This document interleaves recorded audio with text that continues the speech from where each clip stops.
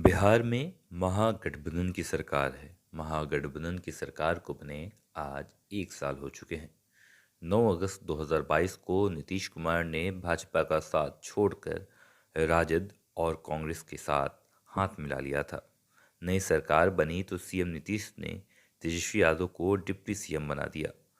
तब भाजपा ने इसे जनमत का अपमान भी बताया था। आज नीतीश और तेजस्वी की सरकार को 1 साल हो गए हैं, लेकिन पिछले 1 साल में कई एक बार ऐसे फजीहत आए जिससे लगा कि अब सरकार नहीं चलने वाली। कई एक फजीहत में सरकार को ही उल्टी झेलनी पड़ी। नई सरकार बनने के बाद से ही तेजस्वी यादव को मुख्यमंत्री बनाने की चर्चा होने लगी। राजद की ओर से दबाव भी बनाया जाने लगा। इतना ही नहीं, नीतीश कुमार को राजनीति से संन्यास लेने और आश्रम जाने तक की भी बात कर दी गई। कुछ फजीहत ऐसी थी जिससे मनमुटाव बढ़ने लगा। आइए चर्चा करते हैं उन फजीहतों के बारे में।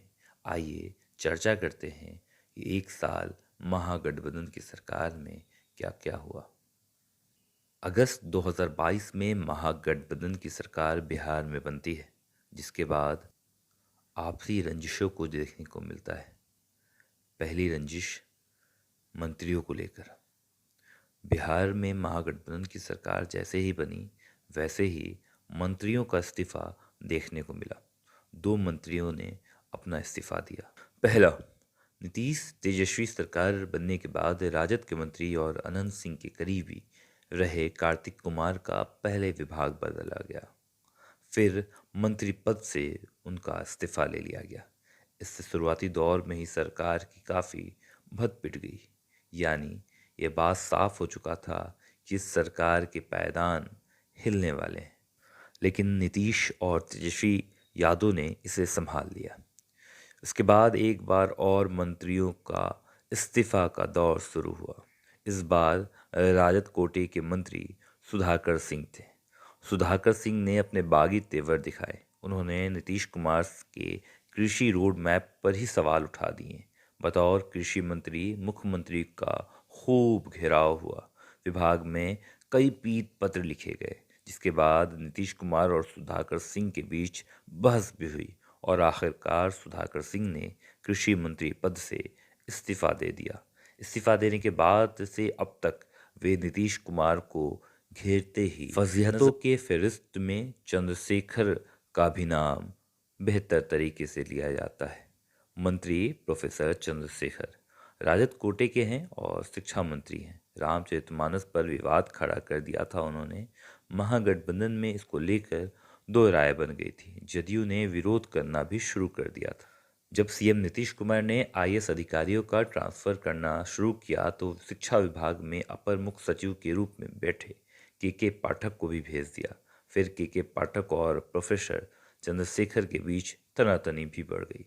स्थिति यह हुई कि 3 सप्ताह तक शिक्षा मंत्री प्रोफेसर चंद्रशेखर विकास भवन स्थित अपने ऑफिस नहीं जा पाए। हालांकि ये मुद्दा अब तक शांत नहीं हुआ है, लेकिन ये क्यास लगाई जा रही है कि अब सब कुछ ठीक होगा। फेस्ट में क्राइम का ग्राफ भी काफ़ी दिलचस्प रहा।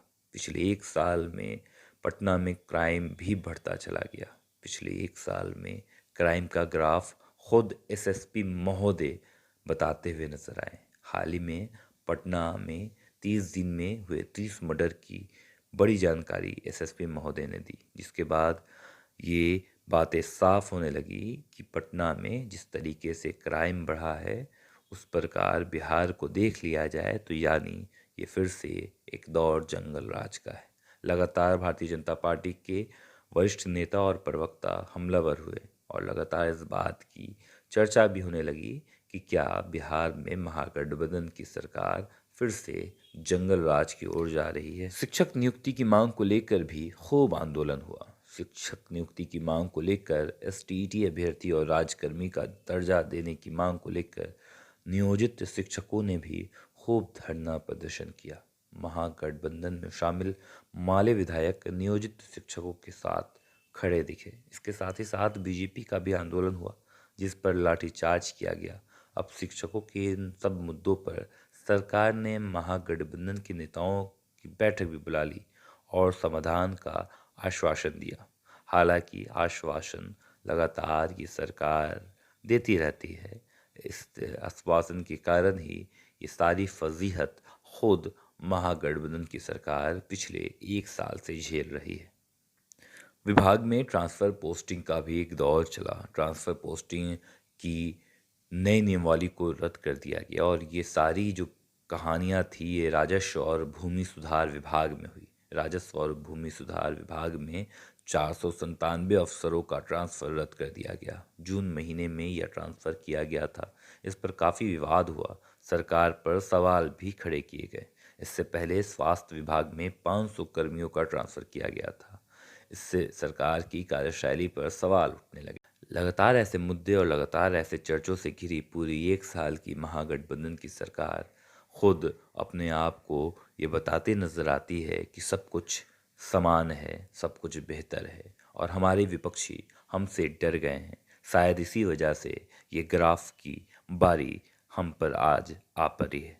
हालांकि इसके साथ साथ बिहार महागठबंधन की सरकार को एक साल होने के उपरांत बीजेपी के नेता और नेता प्रतिपक्ष विजय कुमार सिन्हा भी कुछ कहते दिखे हैं। उन्होंने साफ तौर पे कहा कि बिहार सरकार ठगी वाली सरकार है।